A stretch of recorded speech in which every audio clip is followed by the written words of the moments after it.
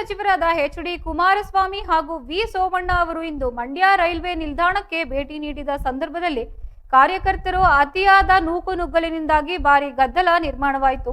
ಸಚಿವರನ್ನ ನೋಡಲು ನೂರಾರು ಸಂಖ್ಯೆಯಲ್ಲಿ ಕಾರ್ಯಕರ್ತರು ಮತ್ತು ಮುಖಂಡರು ಏಕಕಾಲಕ್ಕೆ ಮುಗಿಬಿದ್ದ ಕಾರಣದಿಂದಾಗಿ ನಿಗದಿತ ಪರಿಶೀಲನಾ ಕಾರ್ಯವನ್ನ ನಡೆಸಲು ಸಾಧ್ಯವಾಗದೆ ಸಚಿವರು ಗೊಂದಲಕ್ಕೀಡಾಗಿದ್ದಾರೆ. ಕಾರ್ಯಕರ್ತರ ಈ ನೂಕುನುಗ್ಗಲು ಎಷ್ಟು ತೀವ್ರವಾಗಿತ್ತೆಂದರೆ ಕೇಂದ್ರ ಸಚಿವರೊಬ್ಬರಿಗೆ ಹೂಗುಚ್ಛ ನೀಡಿ ಜೈಕಾರ ಹಾಕುವುದಕ್ಕಷ್ಟೇ ಭೇಟಿ ಸೀಮಿತವಾಗಿತ್ತು. ರೈಲ್ವೆ ನಿಲ್ದಾಣದ ಅಭಿವೃದ್ಧಿ ಕಾಮಗಾರಿಗಳ ಪರಿಶೀಲನೆ ನಡೆಸಲು ಬಂದಿದ್ದ ಸಚಿವರಿಗೆ ಜನಸಂದಣಿಯ ಕಾರಣದಿಂದಾಗಿ ಸ್ಥಳ ಪರಿಶೀಲನೆ ನಡೆಸಲು ಅಸಾಧ್ಯವಾಯಿತು. ಇದರಿಂದಾಗಿ ಬೇಸತ್ತ ಸಚಿವರು ಅರ್ಧಕ್ಕೆ ಪರಿಶೀಲನೆ ಕೈಬಿಟ್ಟು ಮರಳಿ ಪ್ರಯಾಣ ಬೆಳೆಸಿದ್ರು. ಜನರನ್ನ ಮತ್ತು ಕಾರ್ಯಕರ್ತರನ್ನ ನಿಯಂತ್ರಿಸಲು ಸ್ಥಳದಲ್ಲಿದ್ದ ಪೊಲೀಸರು ಹರಸಾಹಸ ಪಡಬೇಕಾಗಿತ್ತು.